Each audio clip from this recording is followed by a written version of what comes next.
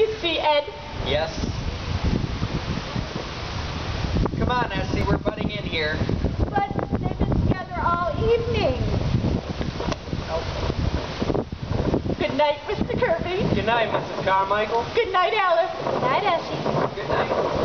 Essie, did you ask Grandpa about us having a baby? Oh, yes. He said go right ahead.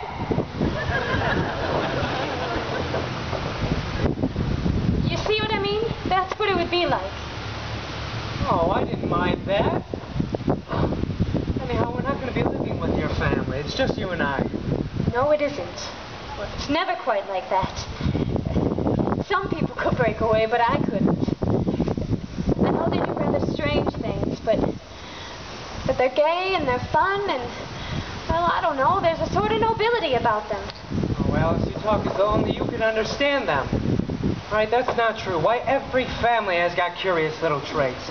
Now, what of it? My father raises orchids at $10,000 a bulb. Is that sensible? My mother believes in spiritualism. All right, I think that's just as bad as your mother writing plays, isn't it? It goes deeper, Tony. Your mother believes in spiritualism because it's fashionable. And your father raises orchids because he can afford to. My mother writes plays because 8 years ago a typewriter was delivered here by mistake. But darling, what of it? And look at Grandpa. 35 years ago, he just quit business one day. He was on his way up to his office in the elevator, and he just came right back down again. He just stopped. He could have been a rich man, but he said it took too much time. So for 35 years, he's just collected snakes and gone to circuses and commencements. Hello there, children. Hi, Grandpa. Oh, good evening, Mr. Vanderhoff. What's the weather like? Another nice summer evening? It's lovely, Grandpa. Well, I gotta be going. Bye, Mr. Kirby. I got a date with a policeman on the corner. A policeman? Yep, it's a long-standing date, 12:30 every night. Well, I knew him ever since he was a boy. You know, he really was a doctor. But after he graduated, he came to me and said, you know, I think I'd rather be a policeman. Well, I said, well, go ahead and be one. And so he did. Say, how do you like my new hat? Oh, it's very nice, Mr. Vanderhoff. Oh, I like it. The government gave it to me.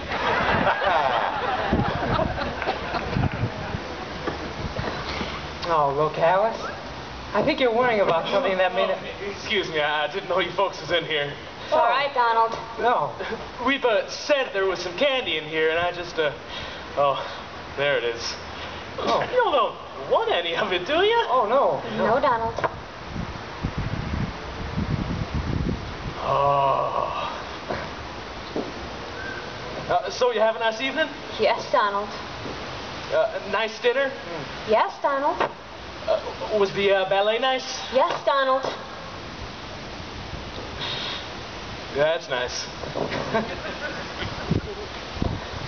Now, do you see what I mean? Could you explain Donald to your parents? Could you explain Grandpa? You couldn't, Tony, you couldn't.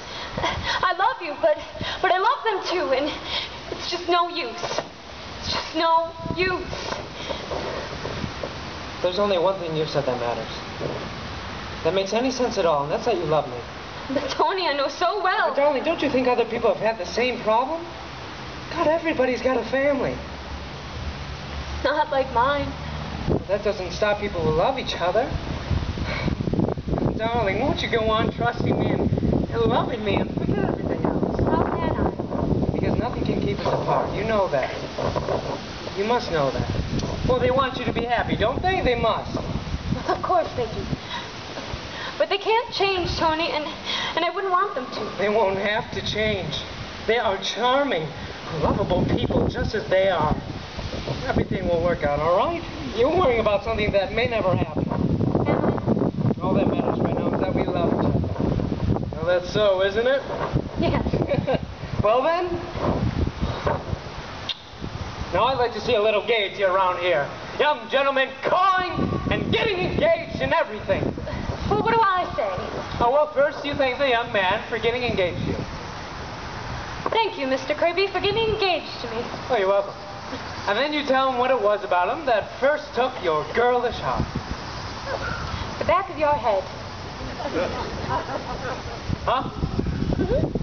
It was in your money or your charm. It was the back of your head. I don't know. I just liked it. What happened when I turned around? Well, I got used to that after a while. Oh, think of it, Alice. We're pretty lucky, aren't we? I know I am. I'm the luckiest girl in the world. I'm not exactly unlucky myself. Good night, darling. Until tomorrow. Good night, Tony. Isn't it wonderful we work in the same office? Otherwise, I'd be hanging around here all day. Well, won't it be funny when we come in tomorrow and we act as if nothing had happened? Oh, thank God I'm vice president. I could dictate to you all day. I love you, I love you, I love you. You're such a fool. Well, why don't you meet me in the drugstore in the morning? I have a million things to say to you. And then lunch and then dinner tomorrow night. What will people say? Oh, well, it's got to come out sometime. In fact, if you know a good house top, I'd like to do a little shouting.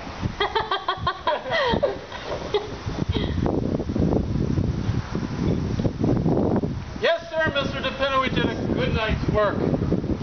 Yes, I think so. Let's see now. There's 500 Black Panthers, 300 willow trees, and 8 dozen junior kitty bombers. Pretty good. Why, hello, Alice. You just come in? Oh, no, I've been home quite a while. Do you have a nice evening? Quite a lovely evening, Father. Say, I'd like you to take a look at this new red fire. What? Take a look at this new red fire.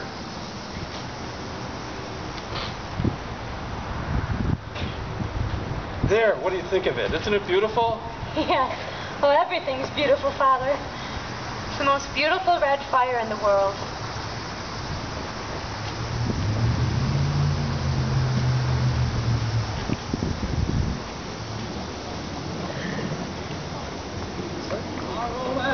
And on a sorrowful note, oh, by tomorrow we're gone. The song is ended, but as the songwriter wrote, the melody will now take a